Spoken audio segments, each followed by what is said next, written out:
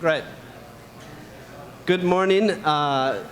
Thanks everybody for being here. I'm Eric Becker, editor of Words Without Borders, translator from the Portuguese.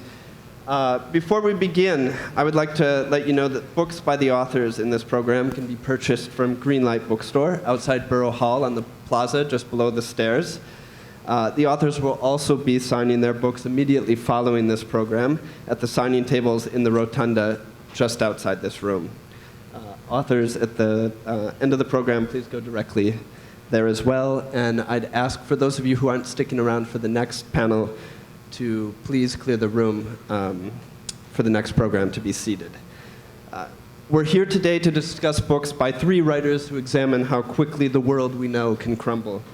In Karina Sainz Borgo's It Would Be Night in Caracas, one woman fights to survive as tear gas fills the streets of Venezuela's capital. In the slums of Rio de Janeiro, the boys of Geovani Martins' debut story collection, The Sun on My Head, live in the shadow of police, poverty, and violence. And in '68, Paco Ignacio Taibo II gives a harrowing first-hand account of the night 200 students were shot dead in Mexico City's Tlatelolco Square. I'd like quickly to introduce our guests here today. Karina Sainz Borgo was born and raised in Caracas. She immigrated to Spain a decade ago and has lived there ever since. She began her career as a journalist for the Venezuelan newspaper El Nacional and currently writes for the digital newspaper Voz Populi and collaborates with the literary magazine Zenda. She is the author of two narrative nonfiction books, Tráfico Guare and Caracas Hip Hop. It Would Be Night in Caracas is her first work of fiction, and she's been translated into English by Elizabeth Breyer. Geovani Martins, just to her right, was born in 1991 in Rio. He grew up with his mother in the Rio neighborhood of Vidigal. He supported his writing by working as a sandwich board man and selling drinks on the beach, and was discovered during creative writing workshops at Flupi, which is the literary festival of the Rio favelas. The Sun on My Head is his first book, and he's been translated into English by Julia Sanchez. Paco Ignacio Taibo, here on the end, is one of the foremost crime fiction writers in the Spanish-speaking world today. In 2019, he was named head of Mexico's Fondo de Cultura Económica, effectively a minister of literary culture. He is also the director of the acclaimed Semana Negra de Gijón, a literary festival in Spain. He is a tireless social activist, historian, and author of the best-selling biography of Ernesto Che Guevara, also known as Che. He has written more than 40 books altogether, which have been published in 28 countries. His latest book, '68, The Mexican Autumn of the Tlatelolco Massacre, is out now from 7 Stories. He's been translated into English by Donald Nicholson Smith. Great, I want to jump right in with a question. Maybe we can start with you, Karina. There's something interesting about all of your narratives, because in a certain sense you all are talking about ghosts in different ways. Perhaps because death figures so heavily in each of these narratives. I wonder if you could say something about the importance of ghosts to your stories, the way in which ghosts are, in some ways, probably about as alive in the book as the people who are still living. Yeah. Well, hello. Thank you for invitation to this festival. Thank you for this panel also. Yeah, ghosts are very important in this novel because they are central. In a way, this novel starts with a daughter that is burying her mother. Her mother died. And she starts discovering how, in which way, when she starts saying goodbye to her mother, she also says goodbye to that world in which she grew up.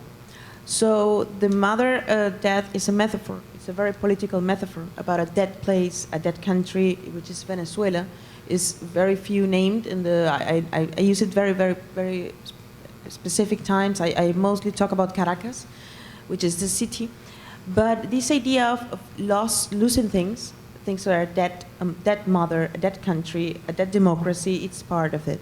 And there's a very specific part of the novel in which, in her memories, she remembers a newspaper cover in which you see the picture of a soldier, of a dead soldier. And she says, well, my little friends felt in love of a prince, of a cartoon, but I felt in love of a dead soldier. when I had 10 years, I already loved Ghost. Because everything she loves it's run away, it disappears, it crumbles down because of the violence. And I think that maybe, I don't know, my two colleagues in the panel, but in the way I work with Ghost, it has to do with violence and memory. Because when you live in a very violent place, and when you grow up in a very violent place that gets even worse, this sense of being dead is constant. And you feel yourself almost like a walking dead, almost like a ghost. Adelaida Falcón is experimenting in this novel. And of course, all these people, you know, as you said, most importantly, her mother. I mean, these are people who really follow her throughout her story, even that they're not physically with her. Right? It's a huge world that it's disappearing, because Adelaida there are two levels in the novel.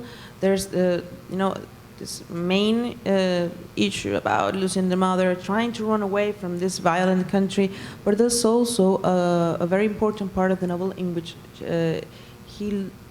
she looks back to her childhood, and this idea of when there was a very strong place in which she felt secure, and now everything she feels threatened by everything, so she isolates. She feels almost exposed from the place where she lives. So, and I think there's also this reflection between life and death, how a political situation might feel people, might ask you about what was life before this. Mm-hmm. So that's also very important in the sense of your question. Sure. Well, which I think also has quite a bit talking about sort of, you know, the ghosts that have been brought about by political and social upheaval. That relates in a significant way to Paco's story as well. I guess, Paco, you know, the ghosts are sort of ever present in your narrative too, aren't they? From the students, of course, whose lives you're revisiting, but you even speak about sort of the ghosts they looked to in 1968, sort of their heroes that had inspired them in their movement. I wonder if you could talk a little bit about that. Well, maybe it's a misunderstanding, because the ones we were 50 years ago, lots of years. We are now 65, 75 years old. So in a generational way, we are no more ghosts, but dinosaurs. The presence of the movement, 68 movement, in Mexican life, culture, political events, was something that was always there. In the last 50 years, the 68 movement was always there. In a very strange way. It was a myth, of course. Everybody been there, even if they were not born yet, no? And you have a huge debates with teenagers that said, well, in 68, I said, how old are you? And I said, 25. You haven't been born in 28. You have to wait, your mother and father have to wait 10 years. So everybody is been there. The collective memory is always there, because it was democracy now. It was the huge confrontation between an authoritarian government, very, very authoritarian in several ways, cultural ways, political ways, representation, and at the same time, it was the huge party of a generation. We were there, and we stayed there. And as far as I remember, I stayed there for 50 years. The 68 style was with me 50 years, and it still is. I act like a 68 teenager in every day of my life. Mornings, afternoons, even in official representations or situations, I keep on being the 68 boy that is not there, but it's here now again still. So, in a generational way, the ghosts, the phantoms, are no more that. There's something that's been closed. In the last election, last year, we finally did it.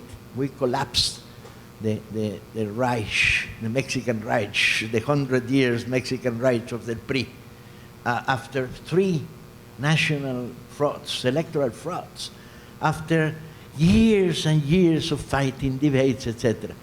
But it collapsed, crumbled down. Beautiful. They disappeared. The monsters are not there anymore, or they keep being there underground. So we have to chop heads. It's very important labor. We have to do it now in the Mexican actual government. I got a picture of Monsieur Joseph Guillotin, the inventor of the guillotina. You know, the machine that makes shorter people, in my office. And sometimes somebody appears and they says, "What's that? That's Voltaire." No, that's Danton. No, it's Monsieur Joseph Guillotin, an humanitarian scientific guy that invented the way to chop heads. And look it very careful, because that's your destiny. Because we have to clean. We have the government, we don't have the state. We have to clean one of the most corrupt states in the whole world. So, in a generational way, this book is a goodbye book. We did it, no? But in another way, it's the beginning of a new myth. And society has to live with myths. You can have a smaller refrigerator or a small car. You can live without that, but you cannot live without myths. You need myths, mythological strength, no? And where a young Mexican is going to drink the mythological fountain? In Las Termópilas, in Coster being killed by the Sioux, wait for the Sioux. No, he will go to the phantoms of '68 to go this space of mythological approach. So sort of, Geovani, if I could for a moment, going with what Paco said here, sort of about maybe mythological space or ghosts, taking it to sort of a very different, pivoting to a very different environment that you talk about, which is the Rio favela. But I think in a sense, perhaps in Brazilian society, you can tell me better, perhaps most of what we know, or what gets, the favela community itself perhaps has been mythologized in its own way. And I think one of the great things about your book is it sort of, it demystifies that as well. But, there is of course, several ghosts, historical and social, that sort of permeate all of your stories, just by virtue of the fact that, you're writing about death and violence, from the police against the community, etc. I wonder if you were conscious of writing about ghosts when you wrote your stories. Hello, everybody. Thank you for coming. I apologize for my wide English. I really prefer to do this in Portuguese, so I asked Eric to help me. Sure. It's okay? Eu acho que os fantasmas que eu trago no livro, eles são as próprias histórias, assim, porque, na verdade, quando eu pensei em fazer um livro, eu queria fazer outro tipo de livro, mas eu fui obrigado a fazer esse. Okay, so what he said is that he thinks the ghosts themselves in a certain, the stories themselves are ghosts in a way, because when he wanted to write this book originally, he wanted to write it in a very different way. Sim, eu pensava em fazer uma novela, tinha uma outra história na cabeça, só que aos poucos essas histórias elas foram ganhando cada vez mais força dentro de mim, era uma coisa que eu realmente precisava fazer naquele momento, então eu mudei. Então essa é a primeira aparição de alguma espécie de fantasma dentro desse processo. So he said, so novela como televisão, quer dizer, or novela como romance? Romance. Tá. All right. So he said he originally conceived of this as a novel, right, as opposed to these distinct stories. And so, you know, it was almost a process of becoming, of moving past those ghosts so you could get to the current project. E dentro da narrativa do que é o livro, eu acho que o que pode ser chamado de fantasma são as possibilidades, né? O campo de possibilidades. Eu tentei o tempo inteiro trabalhar uma tensão que corresse fora do quadro, onde sempre parece que vai acontecer alguma coisa, não necessariamente acontece alguma coisa, mas a possibilidade de acontecer isso todos os dias é forte o bastante para criar as preocupações, as tensões que eu achava necessário para essas histórias. So he's saying that, you know, in a sense that the way the ghosts appear in the stories as they are now is really in the question of the possibilities that the characters, I think you're saying, that were open to the characters, and sort of the roads not taken, I guess, and sort of this tension between maybe their aspirations and what was actually open to them. Sim, eu digo de uma tensão que ela acontece fora do que tá realmente sendo dito no texto, mas você consegue sentir a partir de algum tipo de preocupação do personagem, ou alguma indicação que alguma coisa por fora ali, a preocupação de ser preso, a preocupação de ser morto, a preocupação de não conseguir o dinheiro para chegar no trabalho de ônibus. Ela corre um pouco por fora da foto, assim, e isso me interessa porque a possibilidade desse tipo de coisa acontecer todos os dias, para mim, dentro de uma história, é mais forte do que se acontecesse, porque se acontecesse com aquele personagem, estava acabado. E se você deixa no campo da possibilidade, eu acredito que ganha alguma força, porque sempre pode acontecer. Se não foi hoje, pode ser amanhã ou depois. So I think what he's saying is that the ghosts that are created by I guess the possibilities that haven't become concrete, he feels that those make for he's more interested, and those make for richer stories in a sense, because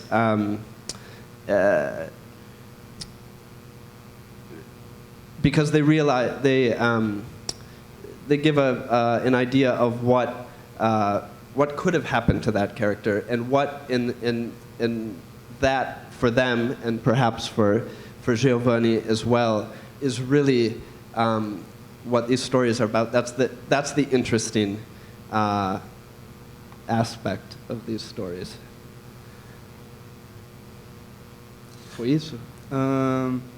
E aparece não, mas existe um fantasma real em algum dos contos, que é o da Loura do Banheiro, que é uma história que me acompanhou muito durante a infância. E eu lembro de quando eu era criança, acreditar realmente na existência desse fantasma. Então, foi uma das minhas tentativas de brincar um pouco com o universo fantástico, que é uma coisa que eu tenho cada vez mais interesse, e consegui... Tentei iniciar isso nesse primeiro livro. So, and there is a story. It's called Bathroom Blonde, for those of you who have the book, in which an actual ghost appears. And this is a story that I guess é da sua infância, essa história. So this is a story that takes as its starting point an actual story Geovani had heard over and over again as a kid, and a ghost, in fact, in which he believed, which is the ghost of a girl who has been raped inside it's a club bathroom, right? It's inside a school. And so, you know, he says one of the things that was interesting, there's sort of two things that were interested him in this. One, of course, is sort of plumbing the depths of this story that he'd heard since he was a kid, but it also gave him an opportunity to move into sort of the realm of the fantastic, and to which is a sort of literature that has great appeal for him and that he's interested in exploring more. Great. So moving on a little bit from that, one of the other things that we see, I guess, in all of your stories, is a question of empathy, and really maybe perhaps the limits of empathy. Karina, you write at one point of the situation in Caracas devolving into something of a dog-eat-dog world as a result of sort of the hardship. In Adelaida, your narrator says at one point, "We found ourselves wishing ill on the innocent and the executioners alike." I wonder, two questions. In fact, is out of this sort of frank discussions of the limits of empathy, what was it you were trying to express about empathy itself in your narrative?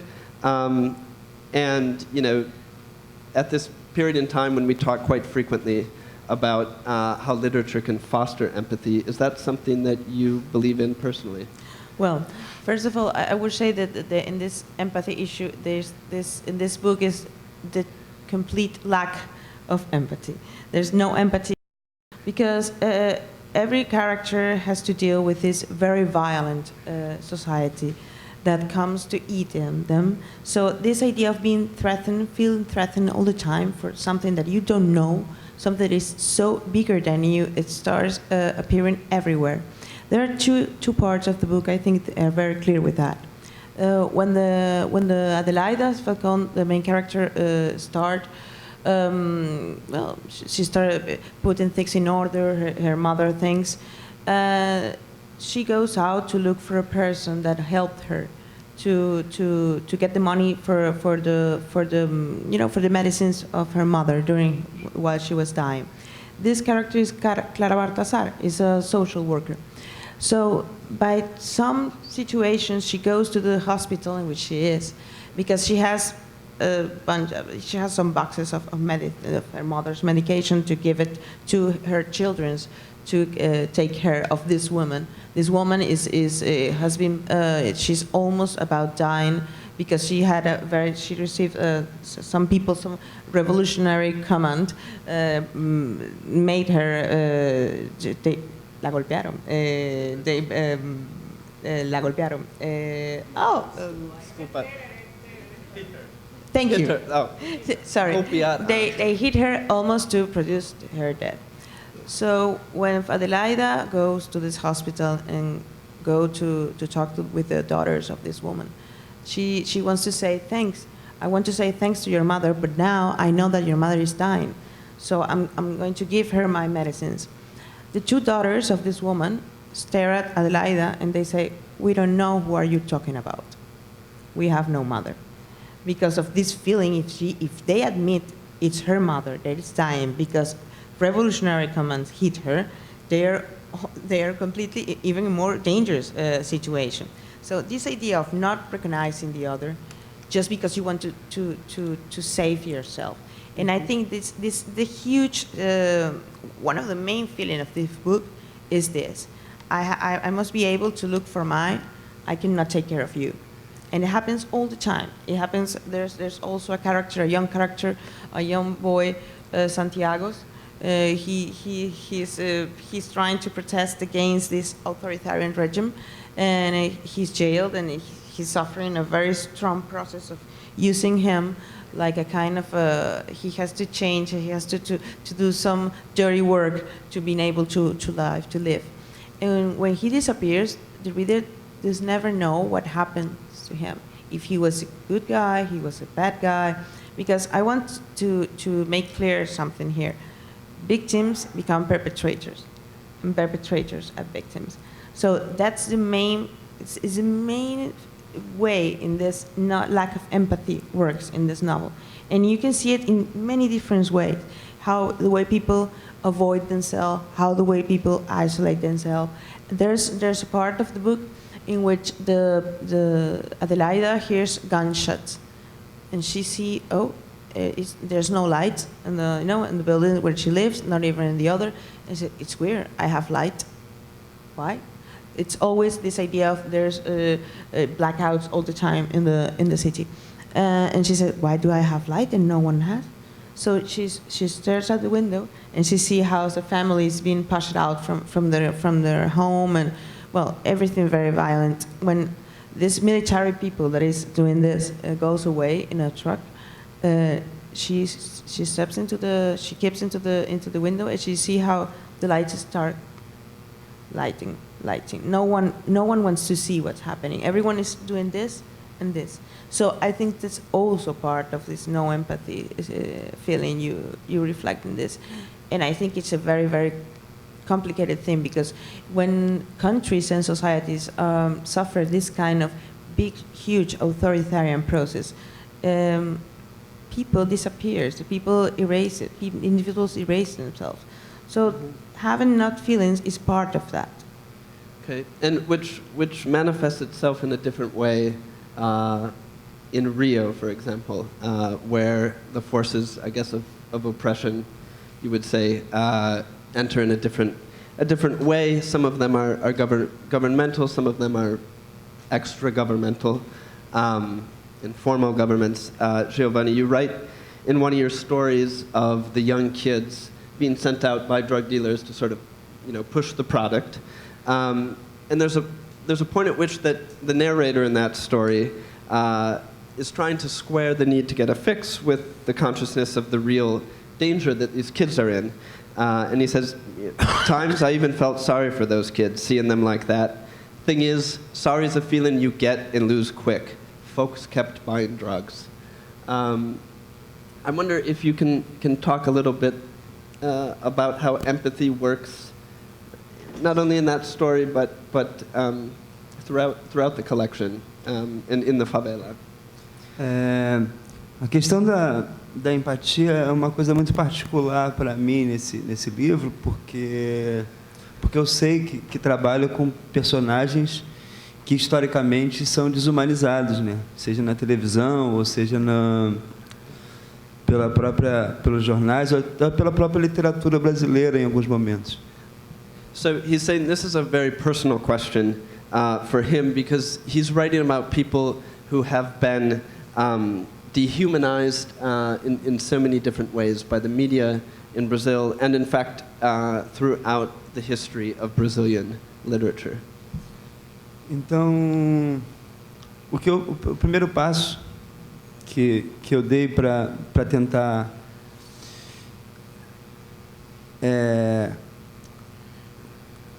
construir algum tipo de empatia a partir desses personagens foi tentar criar eles o mais próximo do que eu conhecia. Eu pensava nos meus amigos, pensava nos meus irmãos, pensava em mim, pensava na minha família, e tentando trazer sempre esses personagens no auge de suas humanidades, né? Então, fazendo isso para tentar desconstruir uma imagem que foi construída há muito tempo do favelado, do homem negro violento e tudo. Então, isso já foi uma coisa que, antes de eu começar a fazer as histórias, já era uma premissa do livro. Assim, eu preciso entregar toda a humanidade que eu consigo ver nesses personagens para dentro do livro. So he's saying this process of construction was simultaneously a process of deconstruction, deconstruction of sort of the most common images of favela residents, particularly of the black people in the favela. And so he felt, and to do this, the first step was to think about his friends, his brothers, his family, to be able to reach the humanity in these people and to be able to sort of represent that in his characters. And so he felt that was one of the principal needs, the principal things he needed to do with these stories. E uma das coisas que tentei fazer também era dizer que a violência é uma coisa que está no mundo, né? Porque do jeito que as coisas são no Rio, parece que a violência nasce no meu bairro. Mas, na verdade, o meu bairro só faz parte de um mundo que é violento. And so, he was also, however, very conscious of the fact that while he was writing about violence in his neighborhood in Rio, it was part of the larger question of violence in society, not only in Brazil, but in all of our societies. Então, eu tentei trazer esses personagens dessa forma, o mais humanos que eu poderia, para tentar criar algum tipo de identificação. A primeira identificação que eu buscava era com as próprias pessoas que teriam servido de personagem para mim. Quero dizer, quando meus vizinhos lessem esse livro, eu queria realmente que eles se reconhecessem. E se eu conseguisse dar um passo além disso, conseguisse fazer com que pessoas que vivessem fora dessa realidade também conseguissem reconhecer sentimentos que são comuns entre os seres humanos, eu acho que teria feito, eu achava que teria conseguido realizar esse trabalho. Então,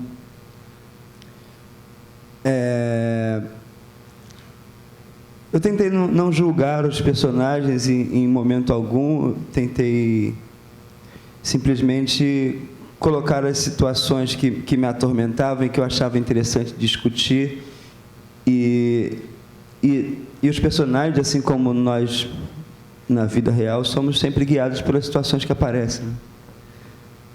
Okay, let's see if I got all this down. So first off, what he wanted to see, he actually, as he was conscious of writing about his family members, about his neighbors, etc., he wanted them, when they read these stories, to see themselves in this book and in literature, and that was something that he felt was important, and he felt in turn readers who weren't, I'm sort of, correct me if I'm interpreting wrong, but that sort of the common human emotions that they share would build empathy with readers who weren't familiar with that reality. And he says if he manages to do these two things, which is both to have these, the people from the community see each other, see themselves, in this book, he will have succeeded if he has done that, and also helped to humanize them in the eyes of his readers. He said one thing that was important as he was writing this is he tried not to judge his characters. And I think as you read the book, this will make a little bit more sense to you what he might mean with that. But he felt that it was important not to judge them so that he could provoke or participate in discussions that he felt needed to be had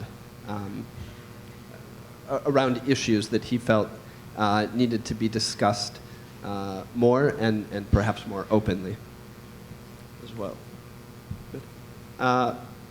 Okay, and moving on to this, a completely different sort of context, Paco, empathy comes up, I think, in your book as well. I mean, in the sense that you speak particularly.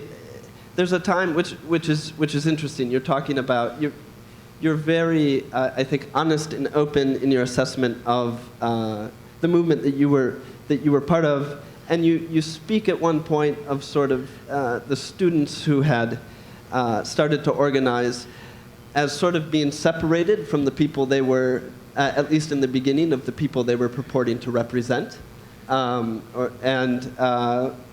but then I think there's also the question of sort of the empathy that develops or does not in Mexican society at that time as the protests sort of gain force.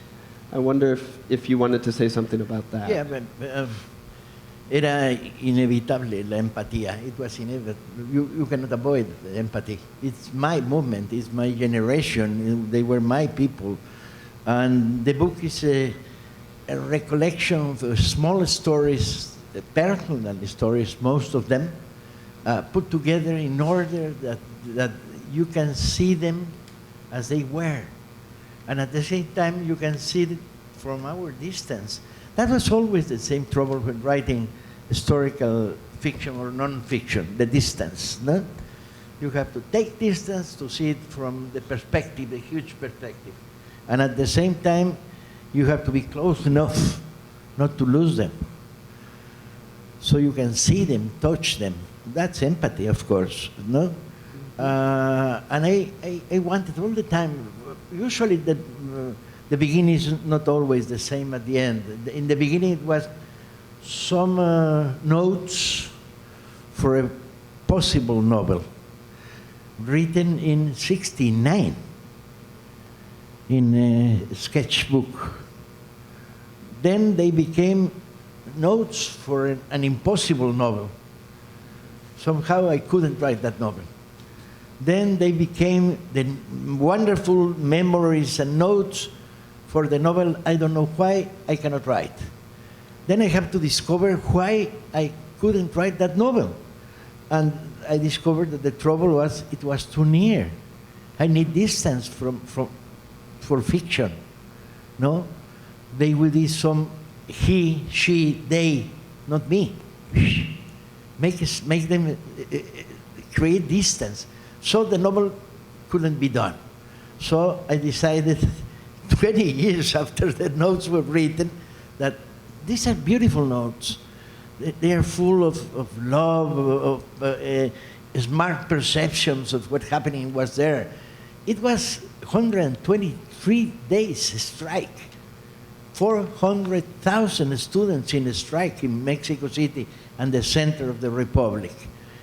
There were 3 military operations to destroy them. At the end, we have 4,000 political prisoners. And in a year, 400 of them remain in jail. We don't know. Even now, we don't know how many people were killed. In the 25th anniversary, the Commission of the Truth, in which I was part, tried to establish the number of people dead by the army and the police. We couldn't do it. We reached 46 names. The others were hidden by the fear of the families in the moment when the police arrived, said, your son was not killed. He ate una torta envenenada, a poison taco, no? And the fear was there, and that name is lost, no? So it's very strong. So I decided, I don't have distance, okay, let's do it without distance. Let's do it in the most empathical way you can do it. It's first person, we were there. I'm the only narrador posible, see? Because I'm the only one that knows that what I'm telling is truth. I leave it like that. And with the distance of the perspective. Suddenly, when I was rewriting the book 40 years after the movement, or 35 years after the movement, I said, hey, this generation cannot understand women-men confrontations. They cannot understand it. And I tried to find the small stories, like why the day the strike started in political science school, we decided that the cook should be a woman. And because women do cooking, no? In the 60s, right? So we choose a woman. For 6 days, we ate potatoes without salt, and chayotes without salt, Perhaps and tacos without salt. So there was an assembly, and I said, no more women. We need a cook. Who knows how to cook? And we have a male cook from that on. Explaining all this is quite kind of weird, no? And at the same time, explaining the huge liberation movement of women inside the movement, which was not there. They were allowed to speak in assemblies. They were allowed to jump in a farola in the middle of the street to give a demonstration until the police arrives. No. The fight was home. And the fight was why my brothers can go to the demonstration and I cannot. Why they can sleep in the school. The schools were taken. And I cannot. Occupied, right. We're more than occupied. Occupied is the software. We took the schools. I was sleeping in the principal's office. And we expropiamos the Coca-Cola machines.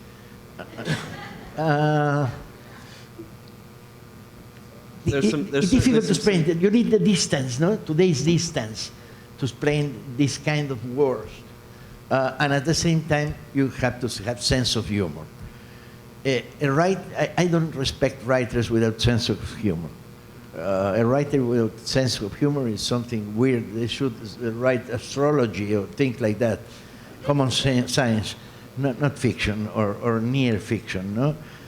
And you need the sense of humor. Because there was a huge party, 120 days Fiesta de la Libertad, protagonized by 400,000 students against the most cruel government Mexicans have memory in a repressive sense. So I wrote it, and finally I said, I like this book. It's my memory, and what I said here is what I said because I can prove it. I have the scars. And I don't mean the scars, I mean the scars. No? In your memory, in your empathy, there's always scars. Speaking of empathy and relating to other stories, I think we might have time for one question or two from the audience. Anybody have a question? There's one in the back there.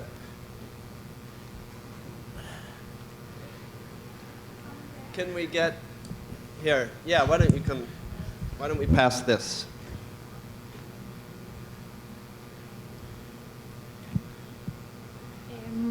It's a question for Giovanni.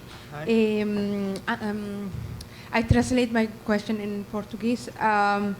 Em Brasil, mataram uma garotinha de 8 anos e eu quero perguntar-te como a desumanização trabalha na cultura brasileira. Estou muito interessada nisso. You use this word, deshumanization. How does deshumanization work in pop culture in Brazil? Because, you know, in the favela, shot dead a child of 8 years old called Agatha Felix. It's really sad and terrible. And I want to know something about deshumanization. Thank you. Just if I can recap really quick, I don't know if everyone has seen the news in the last day or two that there was an 8-year-old girl killed in the favela, one of the favelas in Rio, and that was a question for Geovani related to dehumanization. I think this incident is sort of a manifestation of that dehumanization of those living in the favela. Ontem, com o assassinato da Agatha, a gente chegou ao número de 15 crianças assassinadas no Rio em 2019 pela polícia. Todas moravam em territórios parecidos, todas moravam em favelas, todas são crianças negras. E eu acredito que a desumanização acontece dessa forma, acontece quando esse tipo de coisa acontece e o país simplesmente segue em frente. Eu sempre fico me perguntando como seria se num dos bairros ricos do Rio uma criança fosse assassinada pela polícia, uma criança branca. Então eu acho que isso eu fico me perguntando porque isso nunca aconteceu e provavelmente vai acontecer. Então eu acho que esse é um bom exemplo de tentar entender como essa desumanização acontece. He says, you know, a question that, so this girl's name, this 8-year-old girl's name was Agatha, and she's one of 15 kids killed in just this year in the favela by police.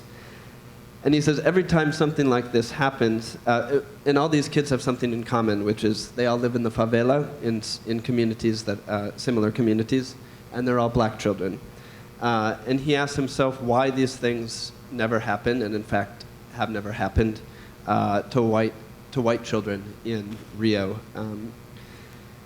And so he thinks, that in a sense is sort of it's the response in itself. It's a good example of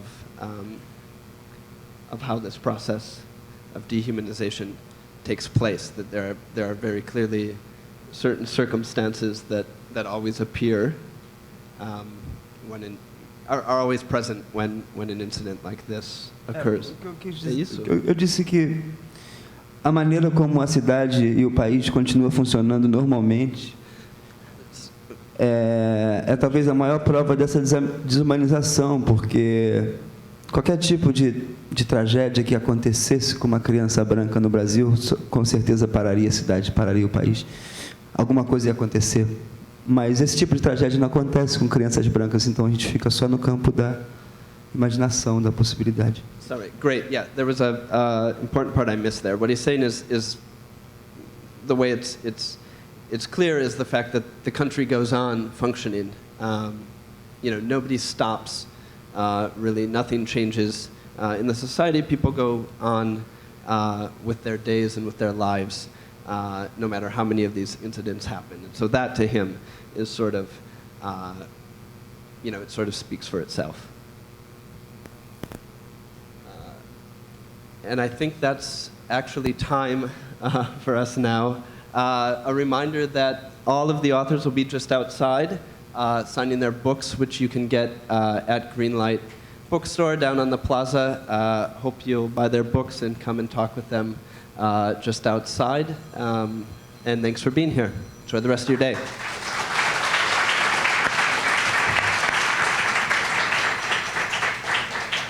Thank you, Eric. Thank you. Thank you. This was a pleasure.